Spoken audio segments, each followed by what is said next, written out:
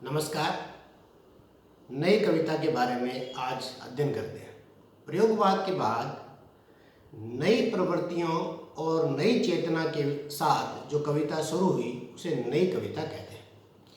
प्रगतिवाद के बाद अनेक विषयों के साथ प्रयोगवाद सामने आया, परंतु प्रयोगवाद ने जल्दबाजी में अनेक विषयों को, जिनमें भदेश का चित्रण भी शामिल था, उसको भी शामिल कर लिया।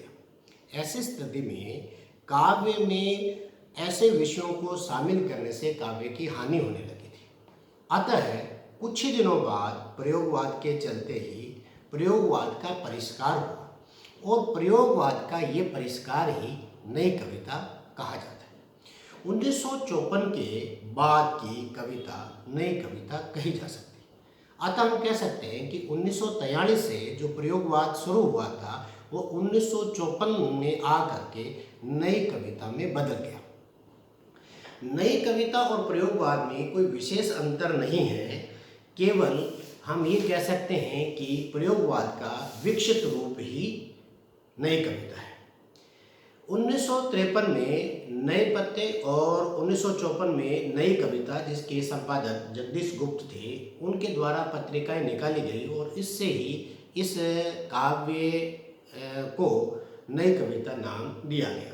नई कविता की जो विशेषताएं हैं उनको मोटी मोटी विशेषताओं को हम पढ़ते हैं। सबसे पहले है जीवन के प्रति आस्था। ये नई कविता की बहुत बड़ी विशेषता है। इससे पहले हम ये देख रहे थे कि कई बार कविता के प्रति ऐसा भाव आ रहा था कि जीवन कैसा चलने वाला है या नहीं चलने वाला है, परंतु नई कविता ने ये घोषणा की कि हम जीवन के प्रति आस्थावान होंगे। कहीं कहीं काली माँ या काली रात्रि आएगी भी तो हमें सशंकित नहीं होना है और आस्थावान होकर के ही आगे बढ़ना है। नए कवियों ने कहा कि हम बना रहे हैं नए शिखर, जिन पर धरती पर, जिनके कंधों पर आकर सूरज ठहरेगा, किरणों पर स्वर अंगड़ाई का आकर लहरेगा। ऐसे आस्थावान होकर के नई कविता के कवियों ने काव्य को लिखा और उन्होंने कहा कि दुख अगर आएगा भी तो परेशान होने की आवश्यकता नहीं है, दुख हमें सीख देकर ही जाएगा। आगे कहते हैं, दुख सबको मांझता है और चाहे वह स्वयं मुक्ति देना न जाने, किंतु जिनको मांझता है उन्हें ये सीख देता है कि सबको मुक्त रखे। इस प्रकार आस्था के साथ बढ़ती हुई कविता। दूसरी विशेषता पर आते हैं कि इसकी विशेषता है अनास्था। आस्था के साथ ही अनास्था इसके साथ चलती है। यहाँ एक विरोधाभास है कि ऐसा कैसे है कि कविता आस्थावान भी है और साथ के साथ इस कविता में अनास्था के स्वर भी हैं। ऐसा है कि आज़ादी के बाद जब हम आगे बढ़ रहे थे तो हमें भविष्य के प्रति एक चिंता भी थी और एक आशा भी थी। जिस प्रकार जंगल में खोए हुए व्यक्तियों का समूह एक अंधेरी सुरंग में घुस जाए और घुसने के बाद ऐसा लगे कि शायद ये सुरंग हमें पार निकाले जाएगी, और बीच बीच में कई बार ऐसे विचार भी आते हैं कि शायद हम सुरंग में ही खो जाएंगे। तो आस्था और अनास्था एक साथ दोनों विचार आ सकते हैं। इस कविता में अनास्था भी आने लगी थी। ईश्वर, धर्म, नैतिकता, इन मूल्यों के प्रति अस्वीकार्यता इस कविता में दिखने लगी थी और इसलिए परंपरागत मूल्यों के प्रति इस नई पीढ़ी ने एक आवाज़ उठानी शुरू कर दी और कवियों ने लिखा कि 20वीं शताब्दी के तीसरे चरण का मरियल कुत्ते सा इंसान। और लोकतंत्र को भी इन्होंने बहुत अच्छा नहीं बताया। उन्होंने लिखा कि मैं जानता हूँ मेरे देश का समाजवाद माल गोदाम में लटकती हुई उन बाल्टियों की तरह जिन पर लिखा हुआ है आग और उनमें बालू और पानी भरा है। इस प्रकार आस्था और अनास्था दोनों इस कविता की विशेषता है और एक इस कविता की विशेषता है नएपन का आग्रह, जो इससे नई, जिससे इसकी विशेषता मिलती है, विशेषण मिलता है। कविता का विशेषण ही नया है तो नएपन का आग्रह है। ये जो नयापन का आग्रह है, ये इसकी दूसरी बड़ी विशेषता है जो जीवन की आस्था के साथ जुड़ी है। नएपन का जो आग्रह है वो केवल जीवन के प्रति नहीं है, भाषा के प्रति भी है और संस्कारों के प्रति भी है, रूढ़ियों के प्रति भी, हर क्षेत्र में नएपन के प्रति इनका आग्रह है। और वो लिखते हैं, आगे लिखते हैं कि संस्कृतियों की तोड़ सभ्यता की दीवारें, नई व्यंजना का सोता बस अब इसी राह से बह सकता है। इस प्रकार ये इस कविता में मुख्य रूप से विशेषता दिखाई देती है। अगली विशेषता है उन्मुक्त भोग या काम कुंठाओं का चित्रण। ये प्रयोगवाद की ही वो विशेषता है जिसे यहाँ दोहरा दिया गया है और उससे भी अधिक तीव्र और प्रचंड अवस्था में ये विशेषता नई कविता में आ गई। हम यहाँ पहले कह रहे थे कि प्रयोगवाद का परिष्कार नई कविता के रूप में होता दिखता है, परंतु काम का चित्रण हम कुछ माने में हम कह सकते हैं कि ठीक हो सकता है, परंतु उन्मुक्त काम का चित्रण कहीं न कहीं गलत होता है। और ये फ्राइड की उसी विचारधारा का प्रभाव है जो प्रयोगवाद में आया था, उसका प्रभाव अभी तक नहीं गया है। मणिका मोहिनी इसमें लिखती है कि सुबह होने से लेकर दिन डूबने तक मैं इंतज़ार करती हूँ रात का, जब हम दोनों एक ही कोने में सिमट कर एक दूसरे को कुत्तों की तरह चाटेंगे। विवाह के बाद जिंदा रहने के लिए जानवर बनना बहुत ज़रूरी है। नई कविता में ये विशेषता प्रयोगवाद की ही देन है। राग संबंधों का क्षय। राग संबंधों का क्षय इस कविता का एक डरावना पक्ष है। शहरीकरण और नगरीकरण, मशीनीकरण, विज्ञानवाद, ये जो आधुनिकता के प्रभाव के 1960 और उससे पहले का असर यहाँ कविता में दिखाई देने लगा है और जिसके कारण व्यक्ति अपने काम धंधों की तलाश और उन काम धंधों के कारण इतना व्यस्त हो गया है कि अब उसके राग संबंध समाप्त होते जा रहे हैं। काम धंधों के कारण वो अपने पारिवारिक संबंधों को अधिक महत्व नहीं दे पा रहा है और उस का चित्रण इस कविता में मिलता है। वो कहते हैं कि अब वो औपचारिक संबंध ही जिंदा है, संबंधों का लेबल चिपकाए हम मिलते हैं एक दूसरे से गले लगाए।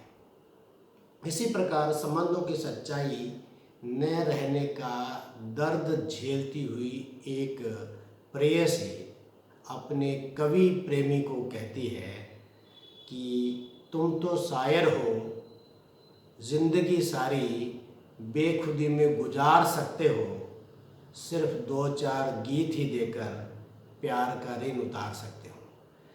इस प्रकार राग संबंध अब इस कविता में शून्य होते दिखाई देते हैं। इसी के साथ इसी से विशेषता जुड़ती हुई अकेलापन, ऊब, कुंठा, घुटन, संत्रास आदि का चित्रण भी इस कविता में मिलता है। ये अकेलापन, ऊब, कुंठा, घुटन ये सब पाश्चात्य प्रभावों की देन है। पश्चिमी सभ्यता ने जिस आधुनिकता को बहुत अच्छा कहकर हम पर थोपा था, उसी आधुनिकता के ये दुष्परिणाम है कि उस आधुनिकता ने मनुष्य को भौतिक सुविधाएं तो बहुत दी, परंतु हृदय का जो अंदर का शीतल वारी था वो सुखा दिया। और यही कारण है कि व्यक्ति अब भीड़ में भी तन्हा है, भीड़ में भी अकेला है।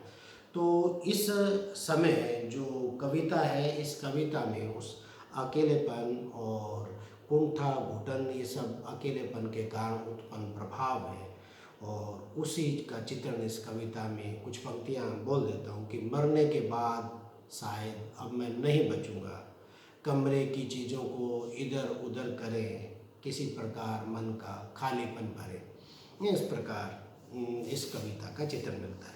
अस्तित्व बोध का चित्रण। अब साहब जब अकेलापन होगा, राग संबंध है ही नहीं, घुटन है, संत्रास है, तो व्यक्ति अपने अस्तित्व के प्रति चिंतित होगा। क्यों नहीं होगा? ये जो प्रयोगवाद में भी हम बात करके आए थे कि सार्त्र के जिस अस्तित्ववादी विचार की बात हमने की थी कि केवल व्यक्ति अपने बारे में ही चिंता करे कि मेरा अस्तित्व क्यों है और मैं किस लिए इस समाज में पैदा हुआ हूँ, मुझे अपने ज़िंदा रहने के लिए क्या क्या चीज़ें ज़रूरी हैं, बाकी चीज़ें और समाज उसकी मुझे क्या परवाह है। तो उस अस्तित्व के लिए कविता का चिंतन अस्तित्ववादी चिंतन है और वो कहता है कि दूसरों के लिए मैं जितना प्रयास करता रहा वो सब बेकार रहे, मुझे अपने बारे में सोचना चाहिए था। कवि कहता है कि जिनके सहारे लहरों से लड़ रहे हम, वे घड़े कच्चे हैं। व्यंग्य का चित्रण इस कविता में प्रयोगवाद में भी ये विशेषता थोड़ी बहुत देखने को मिलती थी। इस कविता में भी व्यंग्य तब लिखा जाता है जब किसी चीज़ के प्रति आस्था हो और वो आस्था या आशा जो टूट जाती है, मोह भंग हो जाता है, तब व्यंग्य निकलता है। और इसी प्रकार का व्यंग्य इस कविता में निकलता हुआ दिखता है कि आज़ादी के बाद भी हम ठीक से वो सुराज्य हमें मिलता हुआ नहीं दिखा। तो आगे लिखते हैं कि शाम हम सभ्य तो हुए नहीं, नगर में बसना भी तुम्हें नहीं आया, एक बात पूछो उत्तर दोगे, ये विष तुमने कहाँ से पाया।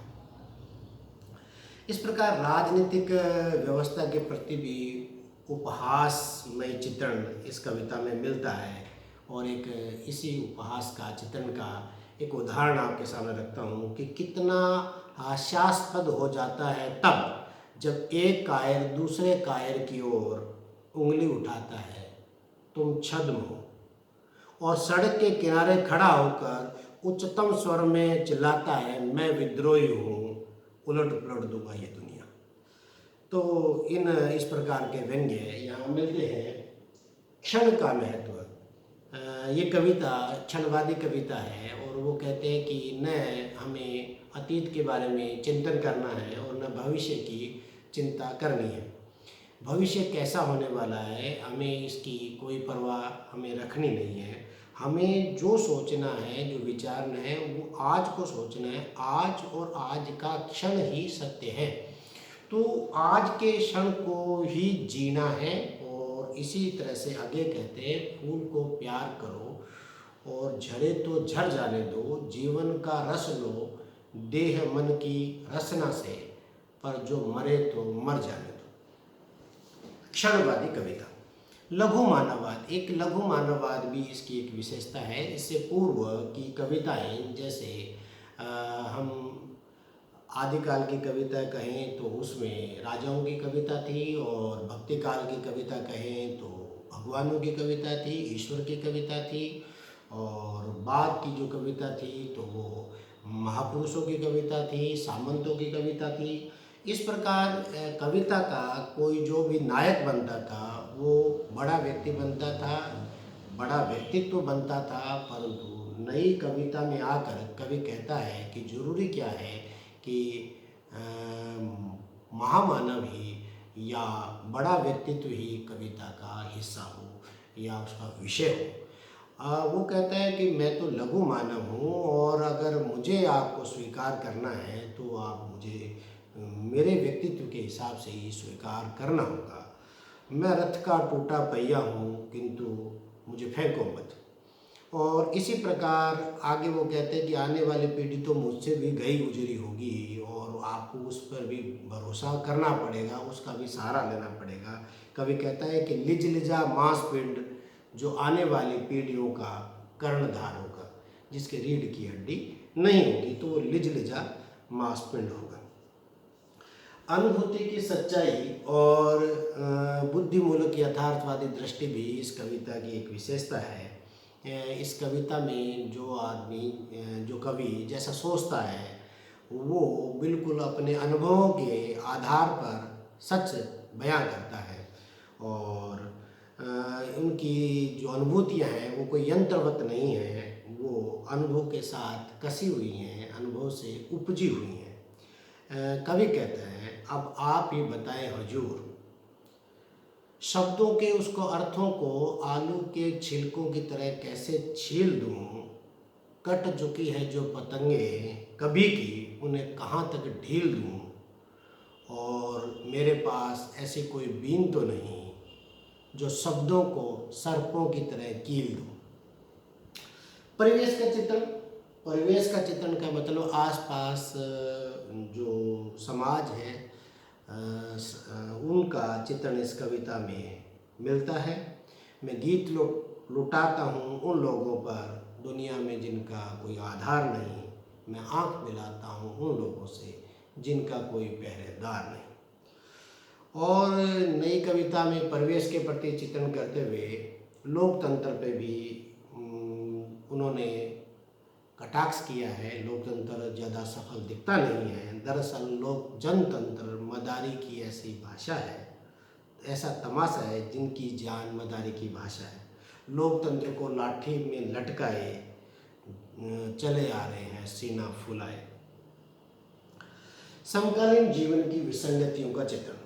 समकालीन जो जीवन है उसमें जो जो विसंगतियाँ विद्रूपताएँ मिलती हैं, उन विद्रूपताओं पर लेखकों ने, कवियों ने अपनी लेखनी चलाई है। यहाँ तक कि जो साहित्य में भी जो विद्रूपताएँ हैं उनसे भी कवि की दृष्टि वो भी कवि की दृष्टि से बच नहीं पाया।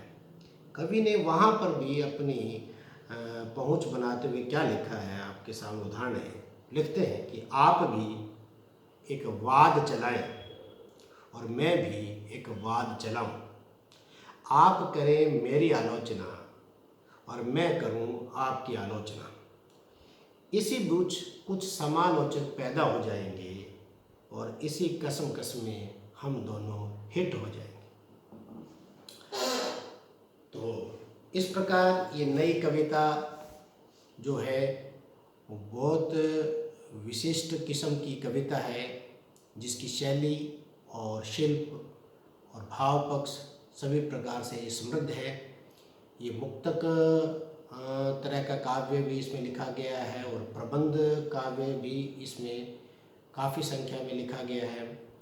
नई कविता के बाद जो साठोत्तरी कविता आएगी वो बहुत सारे शाखा पर शाखाओं में बढ़ जाती है, परंतु आज भी कविता को या तो हम समकालीन कविता कहते हैं या उसे नई कविता ही कहते हैं।